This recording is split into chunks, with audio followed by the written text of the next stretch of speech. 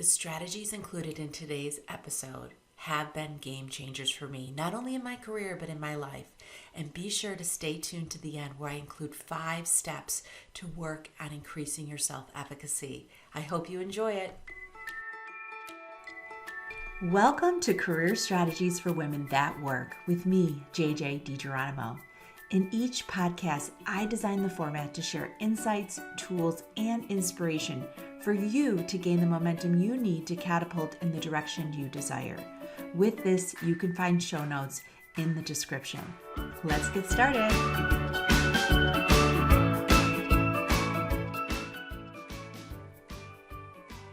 Can you think back to a specific time when you were walking up to a challenging conversation or an important meeting? Now think about how you felt at that time. This could have happened last week or a few years ago. Were you excited to contribute? Or did you question your value and ask yourself, why was I invited?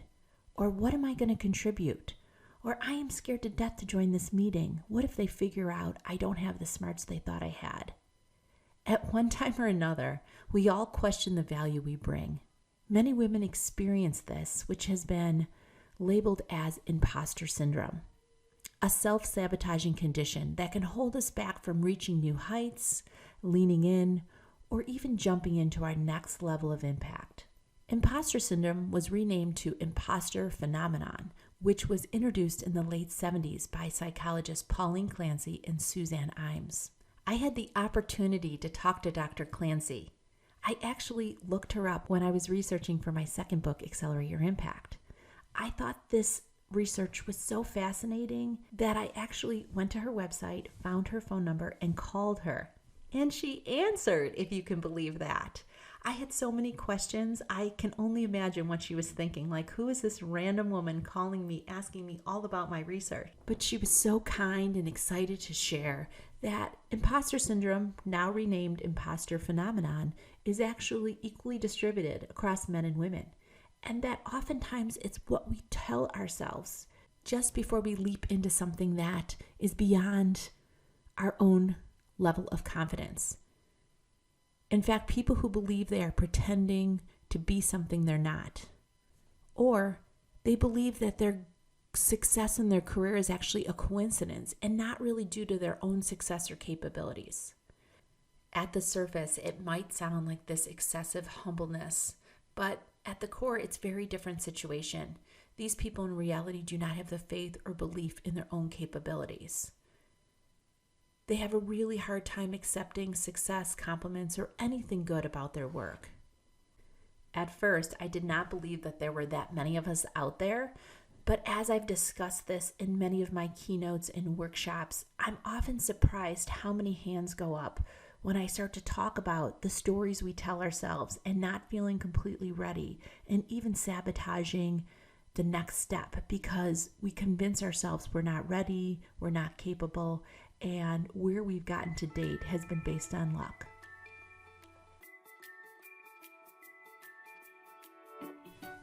Do you remember John Gray, the author, Men Are From Mars, Women Are From Venus? A book he published in 1992. I remember him and his visit to the Oprah show. I think I was still in college at the time, and I remember him standing on stage with several tubes, and he was running back and forth, turning the knob and rotating the handle and talking about self-esteem and confidence. At the time, I did not know that this was going to be imprinted in my mind, but he often suggested that in different aspects of our lives, we have different levels of self-esteem. Self-esteem is the emotional evaluation of your worth based on a particular situation. So things that you've done several times and done very well, you often have higher self-esteem. Things that are new to you or you've never done before, you may have lower self-esteem. Now take that to the next step. Confidence are the actions you have based on how you feel about yourself or based on your self-esteem. For women, I find that we struggle because even though we have high self-esteem in one area, that often doesn't mean we have high self-esteem in other areas. And so we often want to be 100% prepared before we stretch in a new direction. Conversations we could be having with ourselves that prevent us from stretching are, I'm not qualified. Others are more qualified than me. I'm too new to the company. I've never finished my college degree. Or I never obtained an MBA. I'm the only woman on the team. They've never promoted a woman. These are the types of conversations you could be having in your head that could really shed light to how you feel about yourself in that particular role and definitely impact your confidence or your actions. So you may be holding back or not stretching or not participating. In fact, in Accelerate Your Impact, I have a list on page 147 of all the fears women have that I collected for the book. And then I have 2 columns that says, 1, fear held me back, or the second column, I had fear, but I still pushed through. And I encourage you to really think about, what are you saying to yourself, especially as it relates to your goals? Are you convincing yourself you're not ready, or are you pushing through even though you have fear? In another book I often reference, The Confidence Code, it suggests that women take fewer risks than men, and ultimately that impacts their career trajectory. And frankly, it also impacts how much self-efficacy they have. So hopefully you'll join me in the next section where I'm going to specifically talk about self-efficacy and how you expand or grow your self-efficacy. So join me for the second section. But if you're struggling with some of this negative talk, it's not uncommon. Most women talk to themselves negatively. We often discourage ourselves from stepping forward before we're 100% prepared. And if you're experiencing this more often, one of the techniques I use is I put my hand over my heart. I take a deep breath. I feel that breath go in and out, and I realize that I have more power within that I'm allowing myself to recognize. So each time you have feelings of imposter syndrome, it's important that you recognize that you're having these conversations and really bring yourself back to the present moment. This was not a practice I had early on in my career, and it wasn't until 2016 when I started a mindfulness practice that I actually understood more about how the mind drives us so frequently. If we're worried or have anxiety, we're often living in the past or the future and not the present moment. And oftentimes you have to ground yourself and be aware of the moment you're in right now.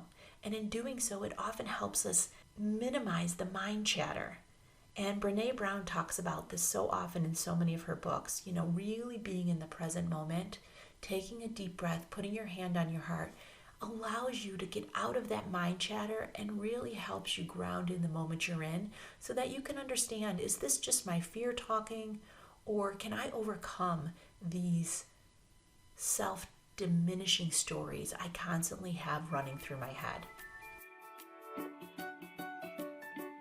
I'm sure some of you have read Sheryl Sandberg's book, Lean In, Women, Work, and the Will to Lead.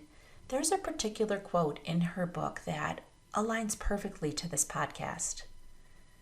Despite being high achievers, even experts in their field, women can't seem to shake the sense that is only a matter of time until they're found out for who they really are, imposters with limited skills or abilities. Sheryl found research similar to mine in regards that many of us are in a standstill or middle management or haven't stretched to our true capabilities because we feel like we're not ready.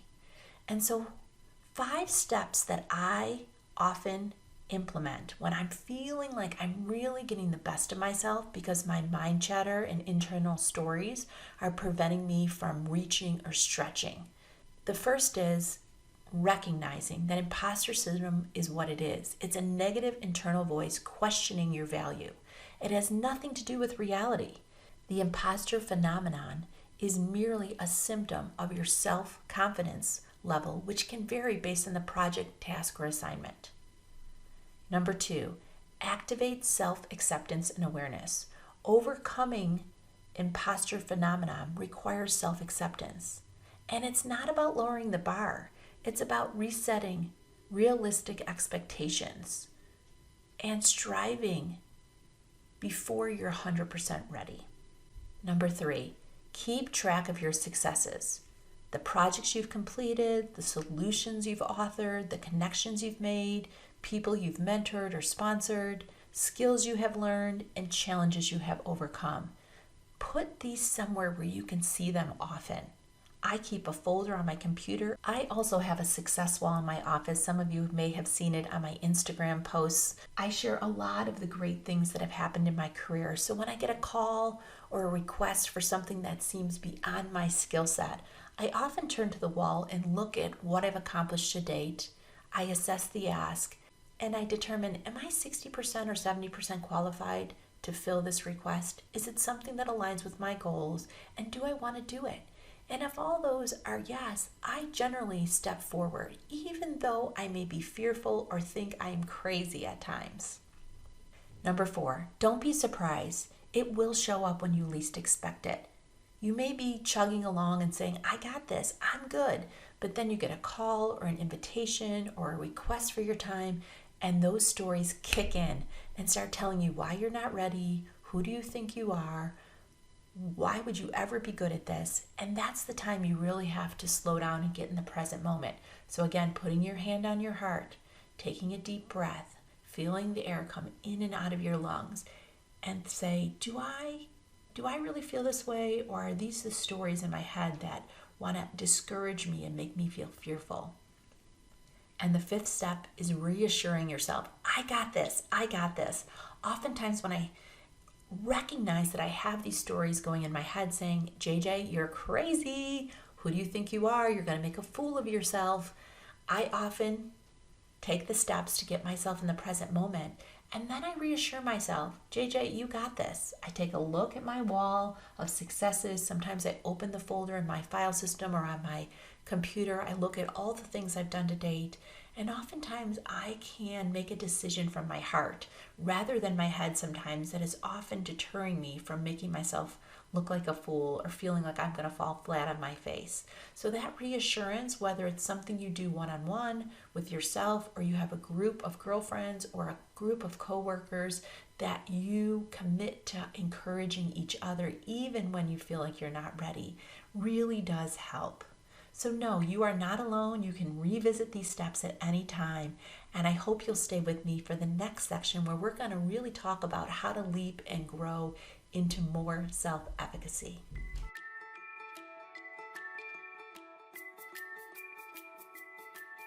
Have you heard of Daily Harvest? This is actually new to me since COVID. I was listening to Jenna Kutcher's podcast and stumbled across Daily Harvest.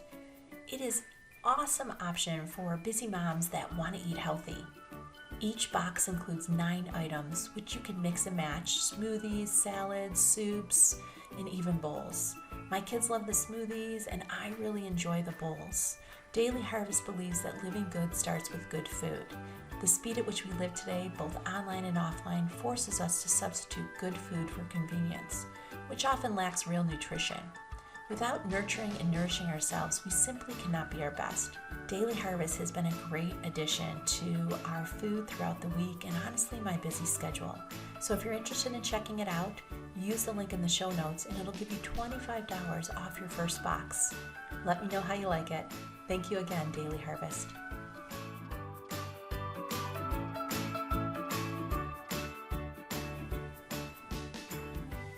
So have you heard of self-efficacy?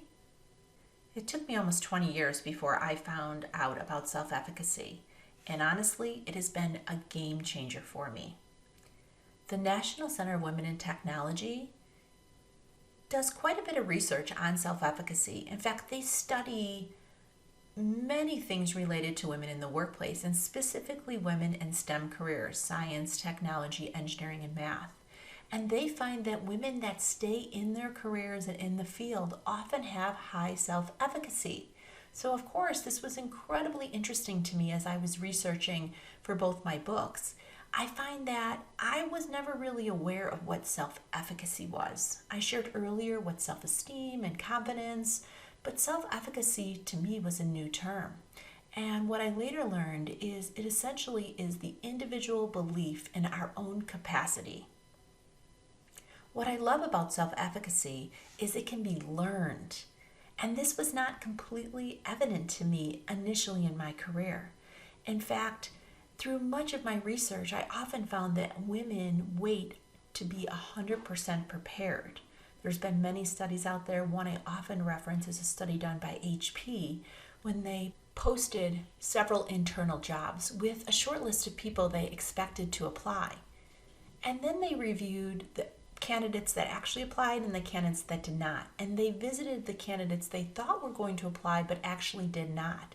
And they found that many of them mentioned, I did not apply because I did not meet all the requirements listed on the job description. Now, I'm sure you're not going to be surprised when I share that many of those candidates were women. Research shows that men generally feel confident applying for roles at 60 and 70%, where women often do not apply for new positions until they're 100% qualified. And really, age doesn't matter. I've worked with women that are 20, 30, 40, 50, and they all agree that they go through job descriptions with a fine-tooth comb. Only a small amount of women have I met in my travels that actually say, if I have 50, 60, 70%, I'll apply. And to me, that's a clear indicator that they have high self-efficacy. They have a vision for where they want to go and believe they can achieve it. And this self-efficacy is learned. Self-efficacy is something that grows based on how often you stretch yourself. And what I mean stretch is that you're ready, but you're not 100% ready. Maybe you're 60 to 70% ready and you still raise your hand, put yourself on the short list, make your desires be known because you know you're going to figure it out. You're going to pull the project across the finish line. You might not know exactly how you're going to do it, but you have confidence that you can get it done. And for those of you in emerging fields, this happens to us often. We're often thrown into projects, commitments, new roles, and we're really not sure how to figure it out. But rest assured, there are many people that create these jobs and post these jobs that aren't really sure how it's going to get done either.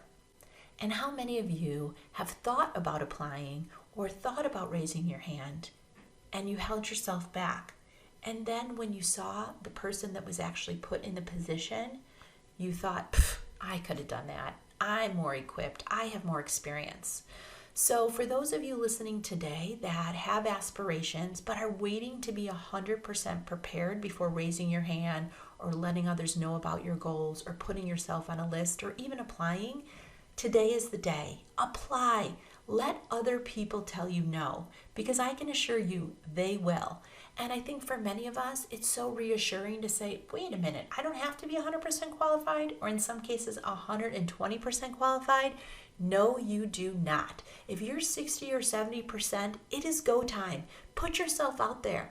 And the funny thing is, I'm snapping again, many organizations often do not hire you when you raise your hand for the first time. So if you are an internal employee, I have heard executives say we often want people to apply for a couple jobs to make sure they really want to take this next step in their career. My advice to you is collect your no's. Every time you put yourself out there and someone says no, put that no in your back pocket, because I believe that each no is closer to a yes, and that I am always excited when I get no's because I think that's okay.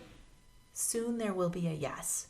So please share with me, how are you going to be stretching this year? What are you doing today, tomorrow, this week that you weren't planning to do? But now that you've heard the research and you know more about self-efficacy, you're excited to stretch. You're excited to put yourself out there, and you definitely want to grow your self-efficacy. Now, just a couple things to note. Self-efficacy is learned. You learn it when you stretch before you're ready, and the more you stretch, the faster it will grow. And women that stay in the industry and move into executive positions often have more self-efficacy. So there's a lot of excitement around leaping from telling yourself you can't do it, the imposter syndrome and imposter phenomenon we talked about earlier, to more self-efficacy. So here are 5 things you can do right now as you're preparing to leap and jump and create more self-efficacy. 1, create space to listen to your own self-talk.